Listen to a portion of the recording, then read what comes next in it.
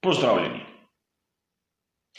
Po novici objavljeni v 26. tedenskem komentarju nekdo izmed vas sprašuje, kaj lahko sploh naredijo pri Ferrariju, in skušal bom dati moje videnje, seveda sklicujoč se že na predhodno izdelane prispevke.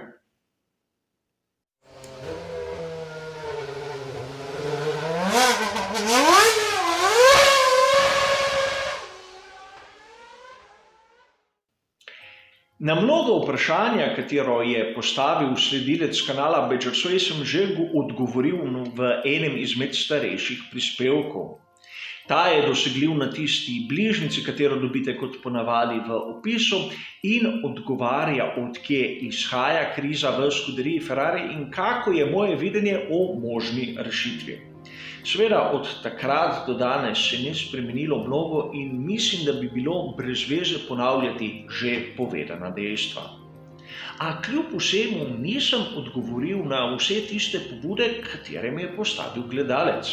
In ena izmed njih, in najbolj zanimiva, moram priznati, je tista, zakaj skuderija Ferrari pod vodstvom Jeana Todta je delovala fantastično, ta skuderija pod Mattijem Binottom pa zgleda, da generira samo konflikte. In res, zakaj Mattija Binotto ne zna poustvariti tistega vzdušja, katerega je bil sposoben vpeljati Jean Todt? Kje je tista razlika? Namreč razumeti moramo, kaj se je dogajalo tam v začetku 90. let v skuderiji Ferrari, še preden je prišel Jean Todt na čelo le-te. Situacija podobna tisti, kot jo vidimo danes. Več struj v konfliktu, nobenega odgovornega za karkoli, ampak izjemno slabi rezultati. Ljudje so prihajali, ljudje so odhajali. Prišlo je do, izjemno bolečih razhodov. Spomnimo se samo Alaina Prosta, kako je bil izgnan iz ekipe, praktično zaradi tega, ker je povedal resnico na malce preveč direkten način. In globoka rezultatska kriza. Na to, da je bilo več struj v skuderiji Ferrari, nam govori tudi dejstvo, da John Barnard kot tehnični direktor ni bil prisoten fizično v Maranellu, temveč je imel svoj biro v Veliki Britaniji. In jasno je, da v takem primeru komunikacija med raznimi oddelki je vse prej kot idealna. Verjetno je pa tudi vsakomur jasno, da za napake so krivi oni drugi, pa ne glede na to, kdo je oni drugi. Treba je razumeti tudi nekaj drugega. Jean Todt, ko je prišel v skuderijo Ferrari, je bil že izjemno izkušen menedžer v svetu motošporta. Svojo kariero je začel kot sovoznik v reliju, kar hitro se povzpel do glavnega odgovornega pri športnem oddelku Peugeota, dokler tega niso zaprli. In seveda, s tem, ko je Jean Todt prišel v Ferrari, je takoj opazil, da je nekaj močno narobe. Te notranje struje so vodile samo v pogubo. Zato je imel tudi vse zaupanje pri Luki Corderu di Montezemolu, kateri mu je pomagal, kateri mu je dal na razpolago praktično neomejeno količino denarja, čeprav o neomejeni količini denarja ni pametno govoriti, in dal mu je čas, da je naredil potrebne spremembe. Kakšna je razlika med Ferrarijem, skuderijo Ferrari Jeana Todta in skuderijo Ferrari Mattija Binotta? V glavnem ta, da vodilni inženirji pri skuderiji Ferrari Jeana Todta so prišli od zunaj, medtem ko je glavnina kadra v skuderiji Ferrari Mattija Binotta prišla od znotraj. Seveda, Jean Todt je imel podporo, je imel pomoč, je imel denar in na tržišču je kupil tisto, kar je bilo najboljše. In v polovici 90. let prejšnjega stoletja najboljše je bil Benetton. Tako je kupil Michaela Schumacherja, Rossa Browna, Roryja Byrna, kateri so prišli v Ferrari in tam začeli ustvarjati zgodbo o uspehu, katero so že začeli pisati skupaj pri Benettonu. In seveda, s tem, ko je pripeljal ljudi od zunaj, je nekako izbrisal možnosti vsakega konflikta, kajti te ljudje od zunaj so bili neobremenjeni. Niso bili prijatelji ne z eno strujo, ne z drugo strujo. Pravzaprav jih ni brigalo, kdo je v kaki struji. Čista razlika od tistega, kar vidimo v današnjem sodobnem Ferrariju.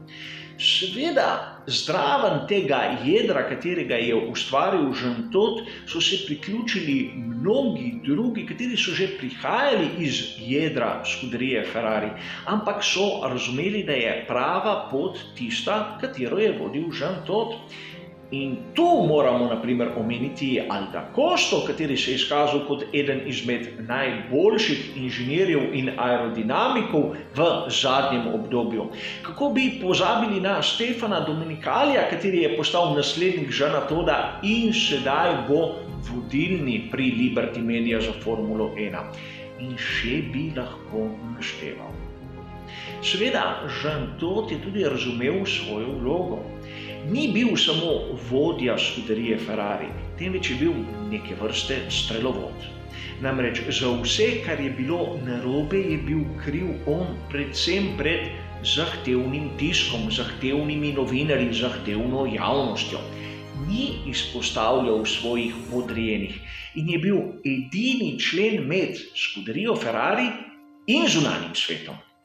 Ni tako kot danes, da so vse krivi drugi, da se ne razume pravzaprav, kaj se dogaja z bolidom in drugi izgovori, ki jih slišimo z ust Matije Binota. Namreč on ni, če ste prav poslušali, za nič kriv in za nič odgovoren.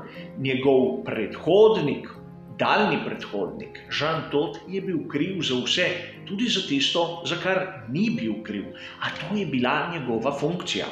Svojim podrejenim je tako zmanjšal pritisk in pustil delati. Nekaj, kar v sedanji Scuderiji Ferrari ne vidimo.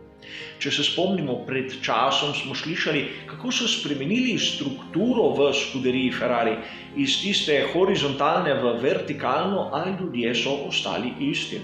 Takrat sem pripomnil, kako bosta dva sodelovala vertikalno, če horizontalno nista mogla, in prav to je razumel Jean Todt. Ukolikor je konflikt med dvema osebama, se jih mora odstraniti enega in drugega ter pripeljati novo. In prav tu je tista napaka, ki jo vidimo v današnji Scuderiji Ferrari. To vztrajanje pri tem, da mora kader prihajati od znotraj, vzgojen v ekipi. Kakorkoli se začne vzgajati, kader bo pristal v eni, drugi ali tretji struji in glede na to, kdo bo na vrhu, tako bo napredoval. In to kaže praktično v to smer, da se pride v take konfliktne situacije, kjer vsak kaže s prstom na drugega, rezultatov pa ni. Dekonstrukcija Scuderije Ferrari Jeana Todda, tiste skupine, se je začela praktično z prihodom Sergija Marchiona. Čeprav določene znake smo videli že prej. Nigel Stepney je bil del zgodbe o uspehu Ferrarija, Todda, Browna in Schumacherja. A nekaj se je zalomilo, da je tako izdal lastno ekipo. Seveda, s tem, ko je prišel Sergio Marchionne, se je začel direktno vpletati v dogajanje Scuderije Ferrari. Domenicali, kateri je bil navajen na način Jeana Todda, se nekako ni strinjal in je moral zapustiti ekipo. Nato Matjači, Arrivabene in sedaj Binotto. Ljudje, kateri so delovali čisto nasprotno od tega, kar smo videli pri Jeanu Toddu. Jeana Todda so mnogi tudi imenovali Mali Napoleon, zato ker je ukazal. In seveda, če potegnemo neko usporednico danes in primerjamo današnjo Scuderijo Ferrari z na primer Red Bullom in Mercedesom, bomo videli čisto nasprotje. Naprimer, Toto Wolff v svoji strukturi nima konfliktov, ker se točno ve, kako vlogo ima določen oddelek. Namreč pri Mercedesu so tisti, ki se ukvarjajo z šasijo, tisti, ki ukazujejo smer razvoja. Tisti, ki se ukvarjajo s pogonskim sklopom, samo sledijo navodilom. Taka je politika ekipe in take politike se držijo brez konfliktov. Ukolikor pride do kakršnih koli težav, so pač odgovorni tisti pri šasiji in ne tisti pri pogonskih sklopih. Po drugi strani, pri Red Bullu imamo tisto fantastično osebnost Helmuta Marka, kjer on ukaže, kdo bo vozil in kdo ne, ter če se njemu zameriš, nisi več v pedoku več kot 3 minute, toliko da verjetno pobereš svoje strani, če ti jih ne pošljejo domov za teboj. Seveda, dva različna pristopa, katera nam kažete na to, da v ekipi Formule 1 je potrebno vedeti, v kako smer se gre in vsi morajo iti v isto smer. V skuderiji Ferrari, ki jo vidimo danes, tega ni. Lep primer je, kako so ravnali z Sebastianom Vettelom v zadnji sezoni. Pod Jeanom Todom tega ne bi videli. In če se spomnimo, kako so odslovili Kimija Räikkönena za to, da so naredili prostor za Fernanda Alonsa, nam je tudi jasno, zakaj je bil tisti Ferrari drugačen od današnjega. Zakaj imeti na sedežu nekoga, kateri ni motiviran, ni nikomur jasno, a samo zato, ker ga je potrebno plačati, mislim, da skuderija Ferrari nima finančnih težav. In prav tu je tisti srž problema, zakaj skuderija Ferrari se ne more izviti iz tega spora, v katerega je zapadla. Namreč Simone Resta ima svoje videnje in Mattia Binotto spet svoje. In verjetno ne eden, ne drugi se nočeta ločiti od dobro plačanega delovnega mesta, ki ga zasedata. Zato je zmeraj kriv oni drugi in na koncu tisti, ki najbolj trpijo, so pa navijači skuderije Ferrari in posledično vsi mi navdušenci Formule 1. Glavni odgovorni za to situacijo so pa tisti na vrhu in tu ne mislim na Binotta, kajti on je samo figura. Govorim o Johnu Elkanu. Nekdo, ki ponosno nosi nasledstvo družine Agnelli, a je po mojem osebnem videnju izjemno malo sposoben. Nima vizije in predvsem nima karakterja, ki ga je imel Sergio Marchionne. Sergio Marchionne po mojem osebnem mnenju tudi ni imel velike vizije v svetu motošporta, a vsaj karakter je imel. Od Johna Elkana poslušam prazne fraze in tudi, na primer, Luca Cordero di Montezemolo, kateri je bil na zelo neeleganten način odslovljen iz skuderije Ferrari, je bil toliko moža, da je priznal svoje napake, ki jih je naredil leta 2014 z uvedbo turbohibridnih pogonskih sklopov. Nekaj, kar od drugih menedžerjev, kateri so danes na vrhu skuderije Ferrari, ne pričakujem. In prav to je tista razlika, zakaj danes skuderija Ferrari je praktično v neke vrste brezizhodnem položaju, vsaj brezizhodnem kratkoročno. Dokler ne bodo sposobni nekateri se odreči svojim funkcijam in dati pravi ljudi na pravo mesto, bomo zopet poslušali te neskončne obljube, kako bo naslednje oziroma čez 2 leti vse drugače in vse boljše. A rad bi vas spomnil na koncu še za eno zanimivost, katera je izšla iz tega, bom rekel, malce daljšega pogovora. Namreč mnogi polagajo up v prihodnost v Charlesa Leclerca. Namreč mnogi mediji vidijo v njem tistega, ki bo ponovno prinesel zmage v Maranello. A treba se zavedati, da povprečna življenjska doba voznika v skuderiji Ferrari je tam okrog 5 sezon, lahko sezono več, lahko sezono manj.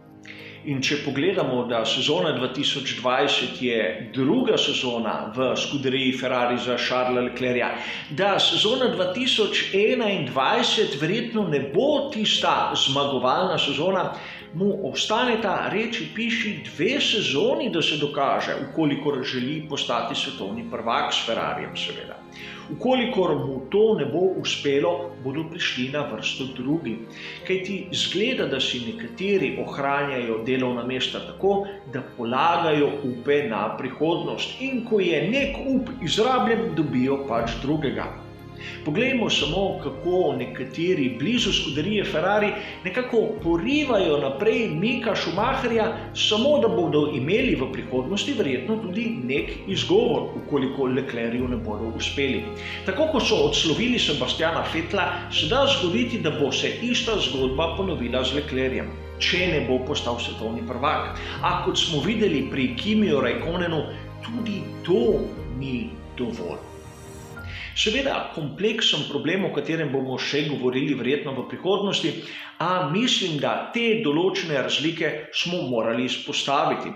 In ukolikor kdo misli, da sistem vodenja ekipe ni tisti poglavitni razlog, zakaj skuderija Ferrari pod Jeanom Todtom je bila tako uspešna in da so bili bolj pomembni ljudje, bi vas rad spomnil, da Rory Byrne je bil prisoten v tisti skuderiji Ferrari in je prisoten v tej skuderiji Ferrari. Torej, če je bil takrat dober, je sedaj slab, oziroma če je sedaj slab, zakaj ga sploh držijo na plačilni listi. Ne vem, kot sem povedal, izjemno kompleksen problem in upam, da sem dal vsaj kako iztočnico za razmišljanje. Toliko za danes, hvala za vašo pozornost in nasvidenje.